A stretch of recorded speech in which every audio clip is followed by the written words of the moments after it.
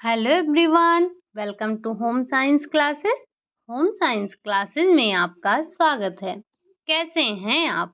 आशा करती हूँ अच्छे होंगे, खुश होंगे, मस्त होंगे और पढ़ाई कर रहे होंगे। तो आपको पता है कि हमारी चर्चा चल रही है फिजियोलॉजी पर। फिजियोलॉजी बिल्कुल हम समाप्ति की ओर हैं। तो इससे पहले जो हमने देखा था, आपने 3 क्लासेस में देखी थी, वो थी हमारी अंतःस्रावी ग्रंथियाँ। जिसमें हमने बात की थी, सबसे पहले पीयूष ग्रंथि के बारे में बात किया, फिर हमने थायराइड ग्रंथ को देखा, पैराथायराइड ग्रंथि को देखा, साथ ही साथ हमने एड्रिनल ग्लैंड को देखा, थाइमस और पीनियल ग्रंथ के बारे में समझा। तो कल की क्लास में हमने अपने जो भी हमारे अंतःस्रावी मुख्य मुख्य ग्रंथियां थी उसके बारे में हमने चर्चा किया। अब आज की क्लास में हम क्या देखेंगे? तो आज की क्लास में हम देखेंगे प्रजनन तंत्र के बारे में, यानी कि रिप्रोडक्टिव सिस्टम के बारे में आज हम बात करने वाले हैं। और किसका प्रजनन तंत्र? तो आज हम देखेंगे मानव प्रजनन तंत्र के बारे में। हम सभी जीव हैं, सभी जीव प्राणियों में अपने ही समान जीव उत्पत्ति करते हैं। और ये जो जीव उत्पत्ति करने की प्राकृतिक क्षमता है, ये सभी प्राणियों में पाई जाती है।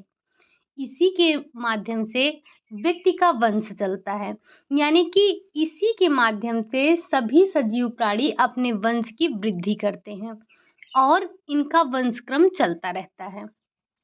सजीव जो प्राणी होते हैं या सजीव जो चीजें हैं, वही इस कार्य को करती हैं, यानी कि प्रजनन क्षमता उन्हीं के अंदर पाई जाती है। जो भी सजीव चीजें हैं, जैसे मानव से मानव होता है, पशु से पशु होते हैं, पक्षी से पक्षी होते हैं। जो निर्जीव चीजें होती हैं, क्या उनमें प्रजनन क्षमता पाई जाती है? नहीं। क्या कभी आपने किसी बस के बगल में एक छोटी बस देखी है? एक बड़ी सी ट्रेन के बगल में छोटी सी ट्रेन देखी है? एक बड़ी सी साइकिल के बगल में एक छोटी सी साइकिल देखी है? नहीं। क्यों? क्योंकि ये प्रजनन नहीं करते हैं। प्रजनन करने की क्षमता वो सिर्फ सजीव चीजों में पाई जाती है या सजीव प्राणियों में पाई जाती है। तभी आपने देखा होगा, जैसे जो बिल्ली हैं वो बिल्ली को जन्म देती हैं। अगर हम पौधों में बात करें तो मटर से मटर की उत्पत्ति होती है। जो भी जीव हैं वो अपने ही समान जीव का उत्पत्ति करते हैं। अपने ही समान जाति के जीव उत्पन्न करने की जो क्षमता होती है वही प्रजनन कहलाती है। जितना अधिक अविकसित जीव होगा, उतनी ही उसकी प्रजनन क्रिया सरल होती है। जैसे अगर हम बात करें, ये जो अमीबा होता है, अगर हम बात करें किसकी? अगर हम बात करें अमीबा की, तो ये जो अमीबा है, अमीबा एक कोशिकीय जीव है और इसमें कोई प्रजनन अंग नहीं होता है। लेकिन फिर भी अमीबा में प्रजनन होता है। एक ही अमीबा परिपक्व होने पर 2 भागों में बँट जाते हैं और दोनों ही भाग 2 अमीबा के रूप में स्वतंत्र रूप में एक जीवन यापन करते हैं। इसी तरह से प्रजनन को द्विअंगी विखंडन कहते हैं। और इस तरह से अमीबा जैसे सरल जीव में भी प्रजनन की क्रिया होती है, इनका भी वंश चलता है, इनके भी वंश बढ़ते हैं। लेकिन आपने सुना कि जितना ही अधिक अविकसित जीव होंगे, उतना ही उनकी प्रजनन क्रिया सरल हो जाती है। अब सभी विकसित प्राणियों में प्रजनन क्रिया लैंगिक होती है। अगर हम थोड़ा सा पहले इस पे समझें कि ये जो जनन क्रिया है ये क्या है। जनन क्या है? तो जीवों के द्वारा अपने ही समान नए जीव की उत्पत्ति करना ही जनन कहलाता है। यानी कि जितने भी जीव हैं वो अपने ही समान नए जीव को उत्पन्न करते हैं। यही क्रिया जो होती है ये जनन कहलाती है। और जनन के द्वारा ही जीव अपनी प्रजाति को बनाए रखते हैं। जैसे अगर इनका जनन रोक दिया जाए, जैसे एक प्रकार से अगर हम मनुष्य की ही बात करें, मनुष्य छोड़िए, जैसे जानवर ही हैं, अगर जानवरों की प्रजाति हमें जीवित रखनी है तो प्रजनन आवश्यक है। अगर प्रजनन नहीं होगा तो जितने भी जीव हैं ये विलुप्त हो जाएंगे। वैसे ही अगर मानव को अपना वंश चलाना है तो वो भी जीव की उत्पत्ति करती है। इसी तरह से अगर हर प्राणी, हर जीव, प्राणी ही हर जीव अगर उसको अपने वंश को जीवित रखना है तो उसके लिए प्रजनन करना आवश्यक होता है। अब ये जीवों में प्रजनन की जो समानता विधियां होती हैं वो दो होती हैं। ये जो प्रजनन की क्रिया है ये दो विधियों से होती है। कैसे? एक तो होता है अलैंगिक जनन, दूसरा होता है लैंगिक जनन। यानी कि लैंगिक जनन ये जो एसेक्सुअल रिप्रोडक्शन है, दूसरा है आपका सेक्सुअल रिप्रोडक्शन। अब ये लैंगिक और अलैंगिक क्या है, थोड़ा सा हम इसके बारे में चर्चा करते हैं, फिर हम आते हैं प्रजनन अंगों पर। अगर बात किया जाए जो अलैंगिक जनन है, यानी कि जो एसेक्सुअल रिप्रोडक्शन है, वो क्या है? तो जनन की इस विधि में एक ही जनक के कायिक भाग से एक जीव का निर्माण होता है। नए जीव में सभी लक्षण जनक के बिल्कुल समान होते हैं। जैसे ही आपने अभी अमीबा का नाम सुना था, तथा तथा एक से अधिक संतान हो तो यह भी आपस में समानता दिखाई देती है। यानी कि जो अलैंगिक जनन है, अलैंगिक जनक है, इसमें क्या होता है, इसमें एक ही जनक के कायिक भागों से नए जीवों का निर्माण होता है। नए जीव में जो भी लक्षण है वो सारे के सारे लक्षण अपने जनक के होते हैं। और साथ ही साथ अगर सिर्फ एक संतान की बात ना की जाए, इनके और भी संतान होते हैं तो उनमें भी आपको समानता देखने को मिलती है। इसी प्रक्रिया को क्लोन कहते हैं। क्या कहते हैं? तो इस प्रक्रिया को हम क्लोन के नाम से जानते हैं। अगर थोड़ी सी हम और आगे बात करें तो ये जो अलैंगिक जनन है, अलैंगिक जनन समानता अकशेरुकी जंतुओं तथा पौधों में भी देखा जाता है। पौधों में अलैंगिक जनन को कायिक जनन भी कहते हैं। जो पौधों में जनन होता है उसे क्या कहते हैं? उसे कायिक जनन के नाम से जानते हैं। ये आपने देखा कि अलैंगिक जनन क्या है। अब अगर हम बात करें लैंगिक जनन की, तो लैंगिक जनन क्या है? जनन की इस विधि में दो जनक जिसमें युग्मकों का निर्माण होता है, यह युग्मक निषेचन क्रिया के द्वारा आपस में मिलकर एक कोशिकीय युग्मनज या जिसे आप जाइगोट कहते हैं, जाइगोट का निर्माण होता है, जो भ्रूण में विकसित होकर शिशु के रूप में जन्म लेता है। जैसे कि मानव के बीच में कौन सा जनन होता है? तो मानव में लैंगिक जनन होता है। इसी में तो जाइगोट का निर्माण होता है, बच्चा यानी कि भ्रूण बनता है, भ्रूण से ही वो भ्रूण के रूप में ही विकसित होता है और शिशु के रूप में जन्म लेता है। ये आपने देखा लैंगिक जनन के बारे में। अब अगर हम बात करें कि जो मानव जनन अंग है, जैसे जो मानव का जनन अंग है, उसमें हम बात करें तो एक महिला होती है और एक पुरुष होता है। हम सबसे पहले बात करेंगे या आज की क्लास में जो हम देखने वाले हैं वो चर्चा करने वाले हैं पुरुष प्रजनन तंत्र की। यानी कि मेल रिप्रोडक्टिव सिस्टम क्या है, हम उसको देखने वाले हैं। क्या होते हैं, इनके कार्य क्या होते हैं, इन सब के बारे में हम चर्चा करने वाले हैं। अभी हम फिगर नहीं देखेंगे, हम जब सारा डिस्कस कर लेंगे तो लास्ट में मैं आपको फिगर दिखा दूंगी। सबसे पहले हम ये देख लेते हैं कि जो पुरुष प्रजनन तंत्र है, यानी कि जो मेल रिप्रोडक्टिव सिस्टम है, उसमें कौन कौन से अंग आते हैं। तो जो पुरुष प्रजनन अंग है उसमें कई आपके प्रजनन अंग सहायक होते हैं, जिसमें सबसे पहले हम बात करेंगे वृषण कोश की।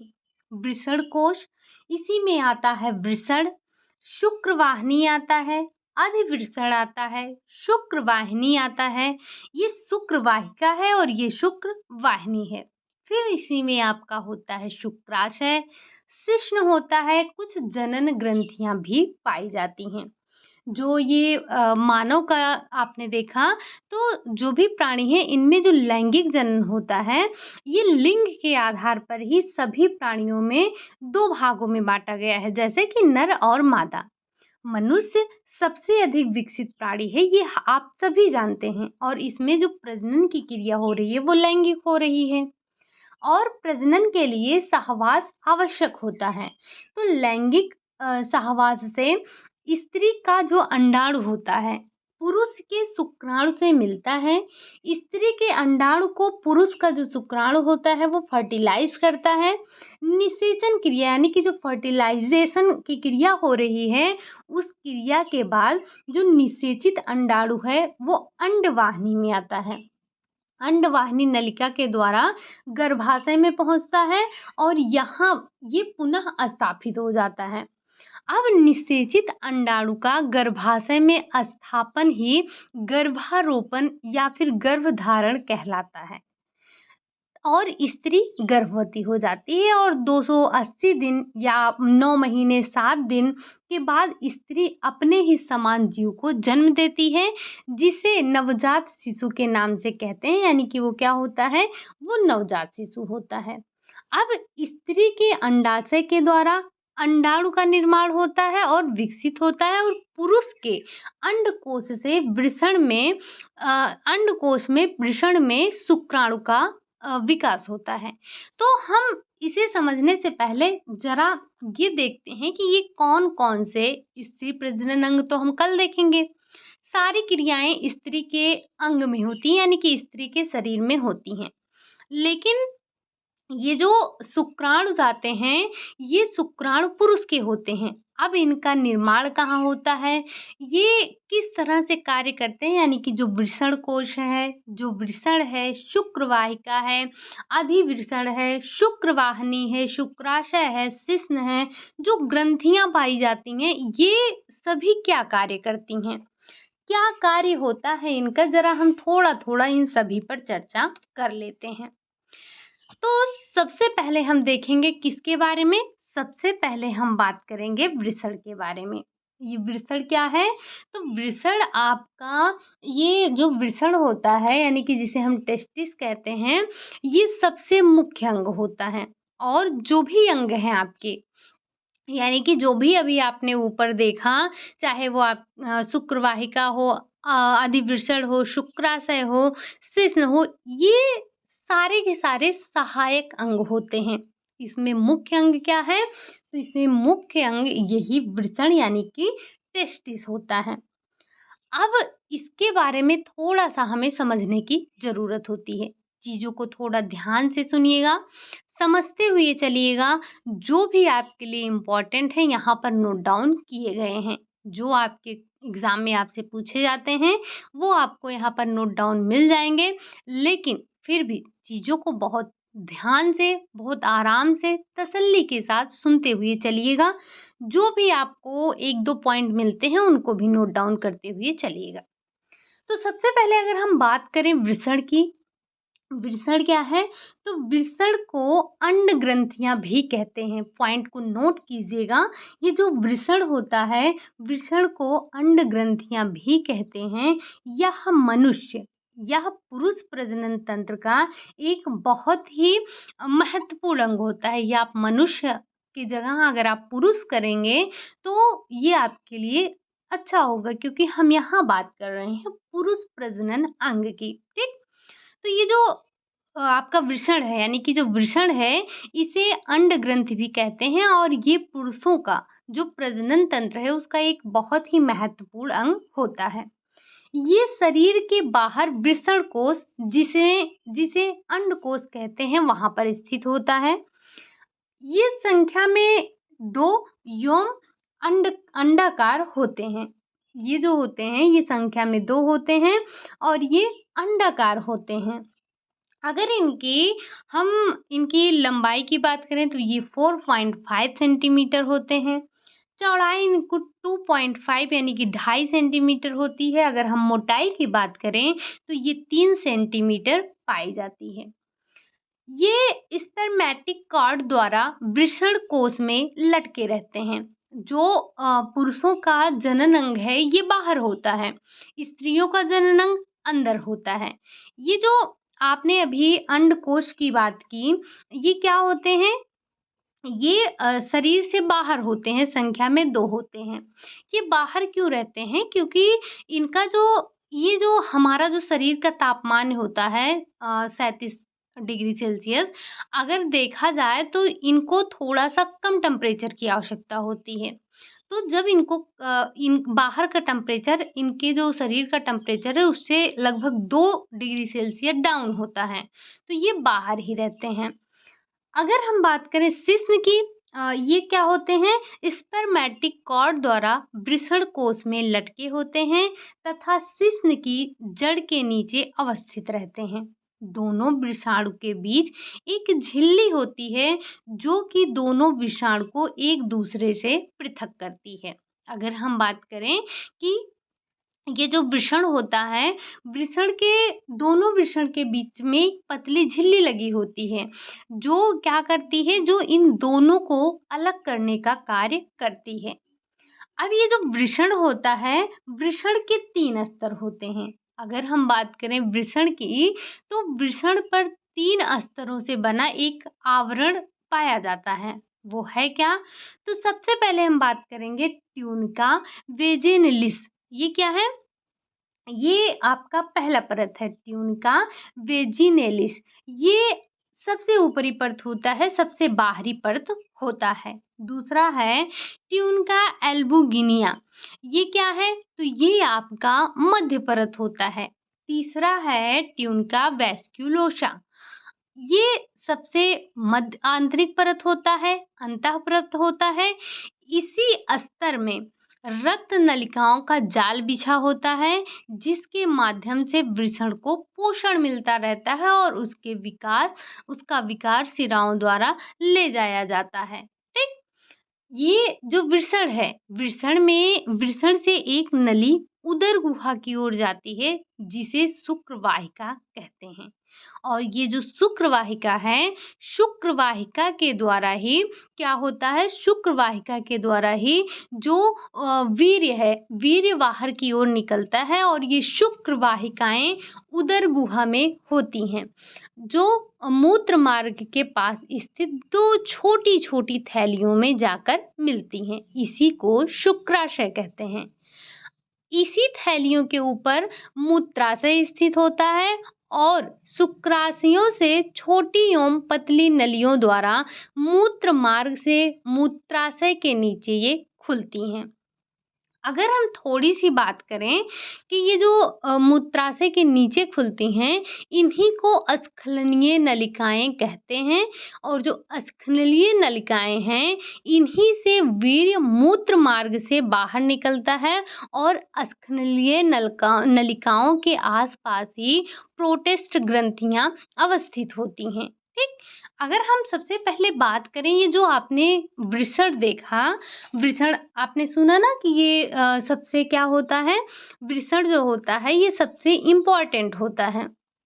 मानव प्रजनन अंग यानी कि पुरुष प्रजनन अंग में अगर हम बात करें वृषण की, तो वृषण सबसे इम्पोर्टेंट होता है। इसके 2 मुख्य कार्य होते हैं।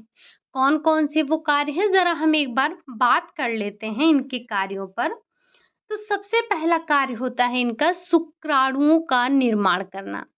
शुक्राणुओं का निर्माण करना, तो वृषण के द्वारा ही शुक्राणुओं का निर्माण होता है। ध्यान रखिएगा, अगर कभी भी आपसे पूछा जाए कि शुक्राणुओं का निर्माण कहाँ होता है, तो इसी वृषण के द्वारा ही शुक्राणुओं का निर्माण होता है और ये एक विशेष प्रकार के कोश के रूप में उत्पन्न होती हैं, जिसे आप स्पर्मेटोसाइट्स कहते हैं।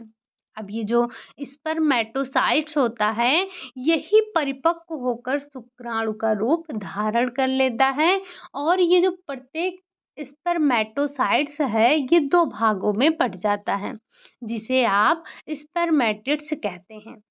आपको पता है कि ये हमारा जो प्रत्येक स्पर्मेट्स है, ये स्पर्मेटिड्स है, ये एक स्वतंत्र शुक्राणु के रूप में होता है और प्रत्येक जो स्पर्मेटिड्स हैं, इसमें आपको 23 जोड़े क्रोमोसोम्स देखने को मिलते हैं।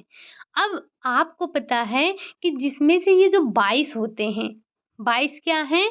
ये अलैंगिक यानी कि ऑटोसोम्स कहलाते हैं।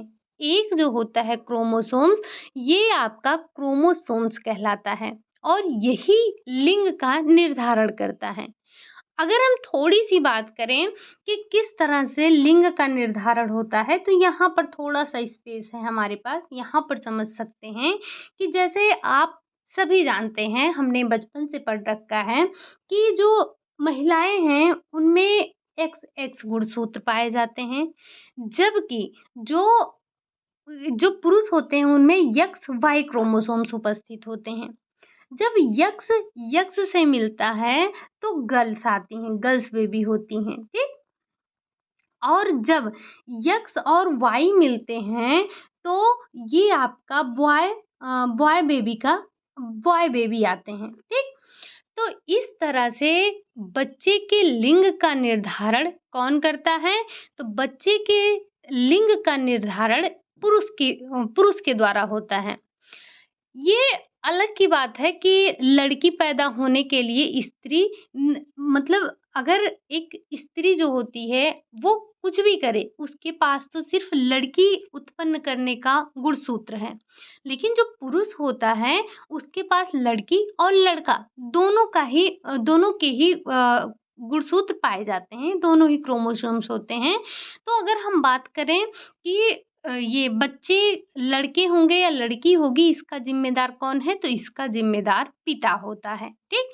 इसके लिए आप महिलाओं को दोषी नहीं ठहरा सकते हैं। हालाँकि दोषी कोई नहीं होता है, लेकिन फिर भी लड़कियों में ये बेबी जो आ रहा है वो लड़का होगा या लड़की होगी, ये पुरुष के गुणसूत्रों पर निर्भर करता है, ठीक? आगे बढ़ते हैं हम अगर बात करें अगला जो इसका कार्य है वो है टेस्टोस्टेरोन हार्मोन का निर्माण करना। तो टेस्टोस्टेरोन हार्मोन का निर्माण भी वृषण से ही होता है। किसके द्वारा? वृषण के। ये हार्मोन आपका ये जो टेस्टोस्टेरोन हार्मोन है यही पुरुष में पुरुषत्व का गुण लाता है और ये शुक्र जनन कोषों पर भी क्रिया करता है और इनका विकास भी करता है, ठीक?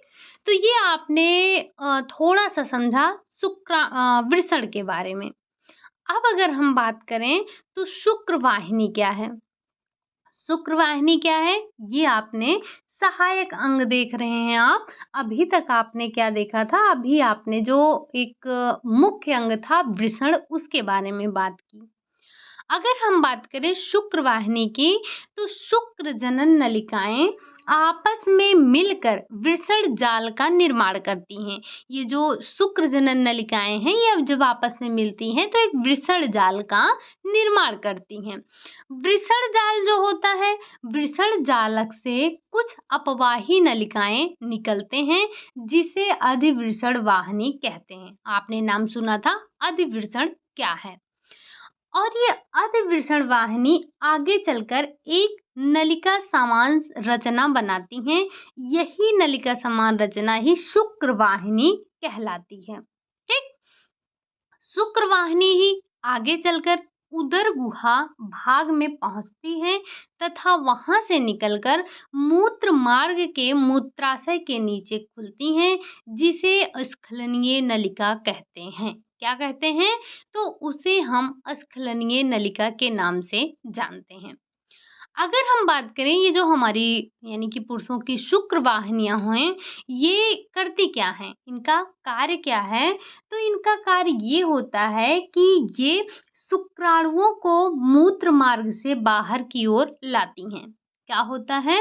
तो ये जो शुक्र वाहिनी है ये करती क्या है? तो ये शुक्राणुओं को मूत्र मार्ग से बाहर निकालने का कार्य करती हैं, ठीक? ये तो आपने शुक्रवाहिनी समझा और साथ ही साथ आपने उसके कार्य को भी देखा। अगर हम बात करें अब शुक्राशय की, तो ये शुक्राशय क्या है? हम शुक्राशय को देख लेते हैं और आप देखिएगा ये जो आपको दिख रहा है ये इसके कार्य हैं। छोटे-छोटे आपके एक-एक लाइन के कार्य भी हैं, तो ज़रा इनको भी समझते हुए चलिएगा। अगर हम बात करें शुक्राशय की, तो यह एक थैली सदृश रचना होती है जो दोनों शुक्रवाहिनियों के छिद्र के आसपास तथा मूत्र मार्ग के आधार भाग में खुलती है। ये क्या होती हैं? तो जो हमारे शुक्राशय हैं, शुक्राशय एक थैली सादृश होती हैं। थैली सादृश रचना है जो दोनों शुक्रवाहिनियों के छिद्र के आसपास तथा मूत्र मार्ग के आधार में ये खुलती हैं। अब ये जो शुक्राशय है, इसका कार्य क्या होता है? इसके भी तो कुछ कार्य होंगे, कुछ तो हेल्प कर ही रहा होगा। क्या करता है? तो यह एक गाढ़ी एवं चिपचिपे द्रव का श्रावण करती है तथा यह वीर्य का अधिकांश भाग बनाती है। जो वीर्य होता है उसके अधिकांश भाग का निर्माण कौन करता है? वो करता है शुक्राशय, और यहाँ से एक गाढ़े और चिपचिपे द्रव का श्रावण होता है। ठीक। अगली अगर हम बात करें प्रोटेस्ट ग्रंथियों के, तो क्या है? जो प्रोटेस्ट ग्रंथियां हैं वो क्या हैं? ये बादाम के आकार की होती हैं। अगर आपसे कभी इनके आकार प्रकार पर चर्चा किया जाए, पूछा जाए, तो आप बताएंगे ये जो प्रोटेस्ट ग्रंथियां हैं इनका आकार बादाम के जैसा होता है, जो कि मूत्राशय के ठीक नीचे ये अवस्थित होती हैं। कहाँ होती हैं? तो ये मूत्राशय के ठीक नीचे अवस्थित होती हैं। अगर हम बात करें इनके कार्य की, तो ये जो प्रोटेस्ट ग्रंथियां हैं ये करती क्या है?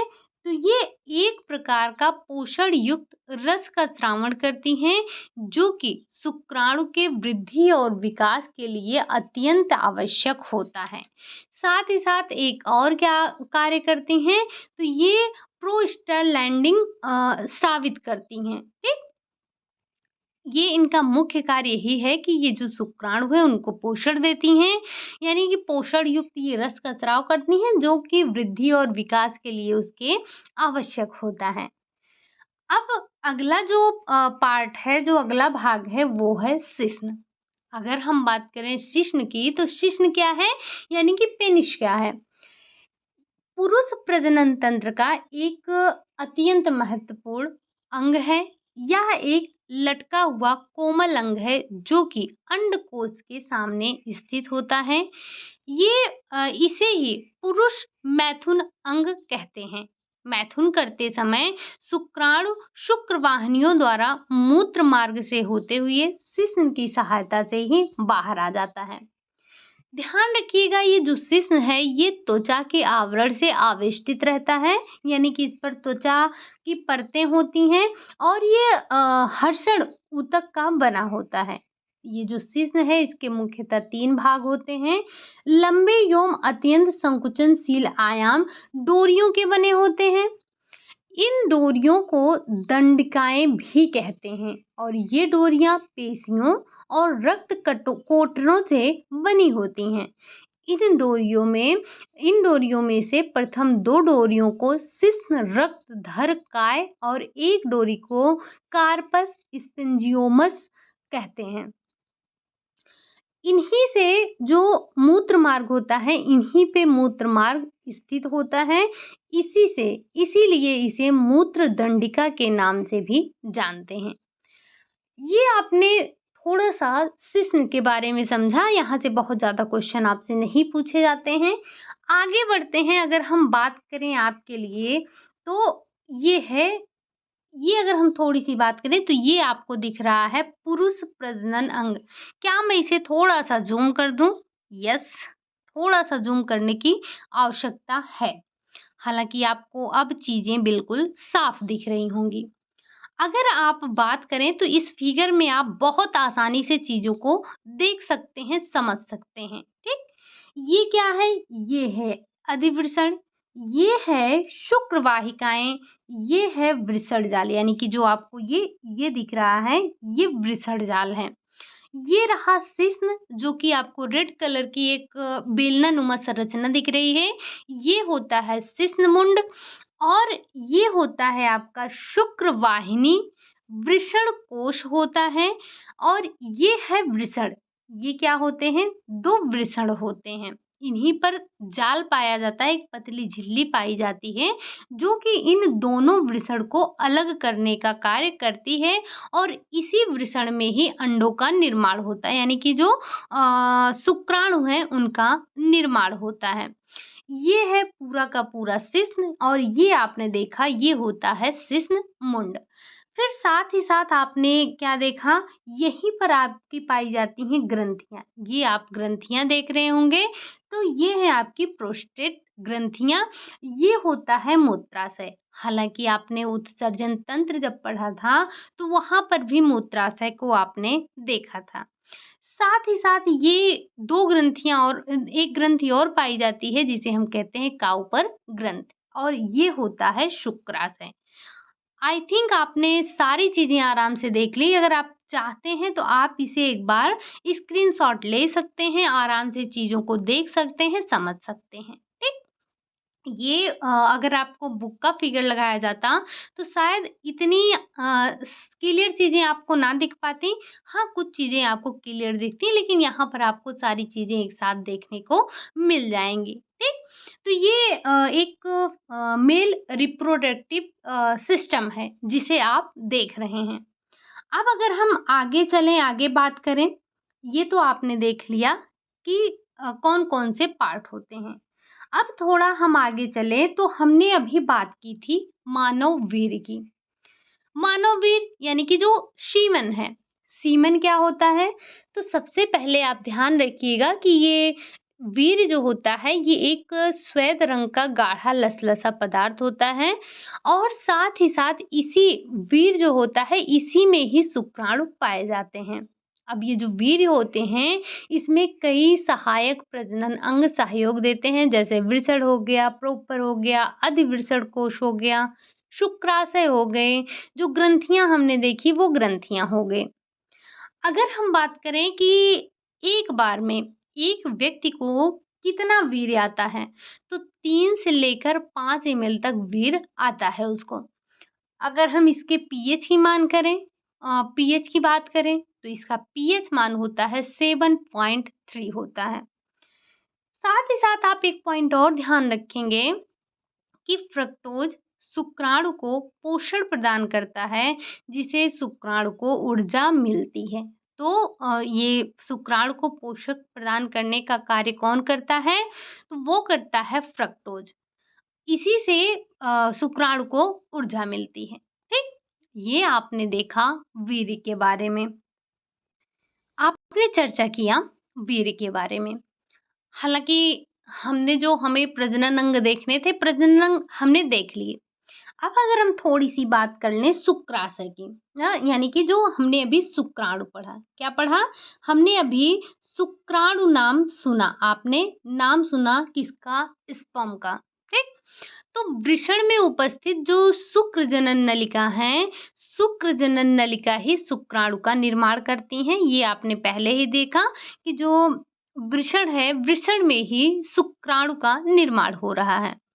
मैथुन के उपरांत प्रत्येक स्खलन में आपने देखा कि 4 से 5 ml या 3 से 5 ml तक वीर्य निकलता है, जिसमें जो शुक्राणु होते हैं वो लगभग 200 टू 300 मिलियन होते हैं। इनमें जो शुक्राणुओं की संख्या होती है वो जो होते हैं उनकी संख्या 200 टू 300 मिलियन होती है।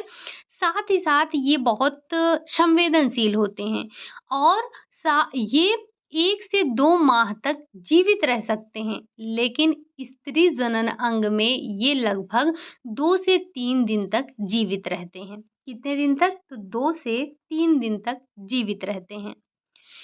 शुक्राणु एक बहुत ही सूक्ष्म, लंबी एवं सर्पाकार रचना है।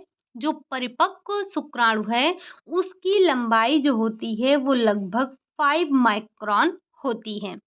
कितनी होती है? 5 माइक्रोन होती है और संपूर्ण शुक्राणु को 4 भागों में बांटा गया है। पहला होता है, अगर हम यहाँ पर नोट डाउन करना चाहें तो पहला क्या होता है? पहला होता है सिर। पहला क्या होता है? सिर होता है। दूसरा ग्रीवा होता है। तीसरा बॉडी होता है जिसे आप कहते हैं काय बॉडी होता है, और चौथा होता है पूंछ।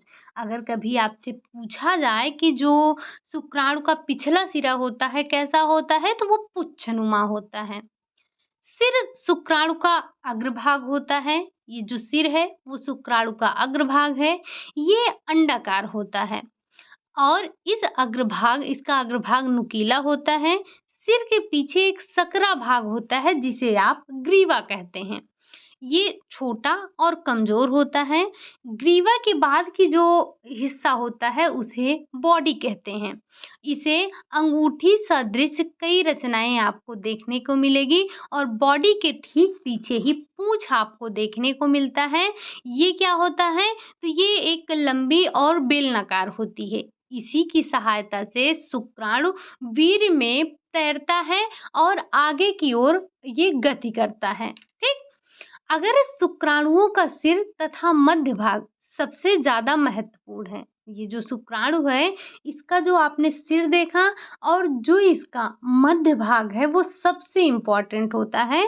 शुक्राणु के इसी भाग में जीवन आवश्यक तत्व भरे होते हैं जो कि संतान उत्पत्ति के लिए आवश्यक होते हैं, और इसी में क्रोमोसोम, जीन, ये सारी चीजें पाई जाती हैं। शुक्राणु अपने पूंछ की सहायता से वीर्य में तैरता है। इसे तैरने के लिए कुछ तो चाहिए, तो ये वीर्य में तैरता है अपनी पूंछ की सहायता से। इसकी गति वृषण में नहीं होती है, लेकिन वृषण से निकलते ही इसकी जो गति होती है वो काफी तीव्र हो जाती है। मैथुन के बाद ये स्त्री की जो डिंब ग्रंथियां हैं, डिंब ग्रंथियों में डिंब वाहिनी नली के द्वारा 1 घंटे में पहुंच जाता है, और शुक्राणु अपने नुकीले सिर द्वारा ये जो परिपक्व अंडाणु होता है, स्त्री के अंदर क्या पाया जाता है? तो स्त्री के अंदर परिपक्व अंडाणु पाया जाता है। तो ये परिपक्व अंडाणु को वेध कर उसके भीतर पहुंच जाता है और अंडाणु को निषेचित कर देता है। परंतु फिर भी शुक्राणुओं में अंडाणु को भेदित करने की क्षमता नहीं होती है। उससे उसमें जो मजबूत और बलवान शुक्राणु होते हैं वही भेद पाते हैं। यानी कि जो अगर ये लाखों करोड़ों स्पर्म जब जा रहे हैं तो ये सारे के सारे इतने ताकतवर नहीं होते हैं कि ये उस अंडाणु को भेद सके। इसमें कुछ ही ऐसे होते हैं जिनके अंदर ये क्षमता पाई जाती है कि वो अंडाणु को भेद सकें। अगर किसी पुरुष के वीर्य की संख्या 20 मिलियन से कम है तो निषेचन लगभग नहीं होता है। ठीक। ये आपने क्या समझा कि किस तरह से ये जो शुक्राणु होता है वो स्त्री के प्रजनन अंगों में जाकर अंडे को भेदने का कार्य करता है। हालांकि हम स्त्री प्रजनन अंग जो है उसके बारे में कल डिस्कस करेंगे, चीज़ों को समझेंगे। लेकिन उससे पहले मैं आपको बता दूं, अभी आपने कुछ महीने पहले क्या पढ़ा था? तो आपने चाइल्ड डेवलपमेंट पढ़ा था। वहाँ पर आपने स्त्री प्रजनन अंगों को समझा था, जाना था, पढ़ा था आपने। तो वही चीज़ें आपको पुनः पढ़नी है। तो अगर आपने नोट्स बनाए हैं तो एक बार उसे ज़रूर देख कर आइएगा। कुछ चीज़ें हम नहीं पढ़ेंगे, थोड़ा डिटेल में पढ़ेंगे। यहाँ भी वही सारी चीज़ें हम पढ़ने वाले हैं। ठीक। तो आई होप कि शायद कल की क्लास आपकी लास्ट क्लास हो, इसीलिए आप क्या करेंगे? आप अब रिवीजन करना स्टार्ट कर दीजिए, क्योंकि जिस दिन हमारा समाप्त होगा, कल या परसों देखेंगे, जब भी होगा तो हम एक बार सारे क्वेश्चन लेंगे, सारे टॉपिक से कुछ ना कुछ क्वेश्चन उठाएंगे। तो इसीलिए आपसे रिक्वेस्ट है कि आप सभी रिवीजन करते रहिए। ठीक। आपके पास 1-2 दिन का भी समय है, आप पढ़ सकते हैं। वैसे भी नहीं पढ़ेंगे तो आप आप जवाब तो देते नहीं हैं जो क्वेश्चन आपसे पूछा जाता है। अब अगर जवाब देंगे तो समझ में आएगा कि हाँ पढ़ रहे हैं कि नहीं पढ़ रहे हैं, एक्टिव हैं कि इनएक्टिव हैं, कैसे हैं। आप लोग तो कुछ रिस्पॉन्स ही नहीं करते हैं। चलिए ठीक है, जैसे जिसको सही लगे। आज की क्लास को हम यहीं तक रखेंगे। उम्मीद है कि आपको पुरुष प्रजनन अंग समझ में आया होगा। जो भी आपसे क्वेश्चन बन सकते हैं यहाँ से, वो सारे के सारे पॉइंट हमने यहाँ पर नोट डाउन किए हैं। आप इन्हें नोट डाउन कर लीजिएगा। और मैंने कल भी कहा था, फिर से कह रही हूँ कि जो हमने अभी अभी अंतःस्रावी ग्रंथियाँ ख़त्म की हैं, कल की क्लास में प्लीज़ वहाँ से रिलीज़ होने वाले सारे हार्मोन्स के नाम ज़रूर लिख लीजिएगा कि किस ग्रंथि से कौन-सा हार्मोन निकल रहा है। आज के लिए बस हम यही इतना रखेंगे। क्लास आपको कैसी लगी? अगर अच्छी लगी हो तो लाइक करिएगा, चैनल को सब्सक्राइब कीजिएगा, कमेंट करना मत भूलिएगा। मिलते हैं नेक्स्ट क्लास में, तब तक के लिए बाय बाय, टेक केयर।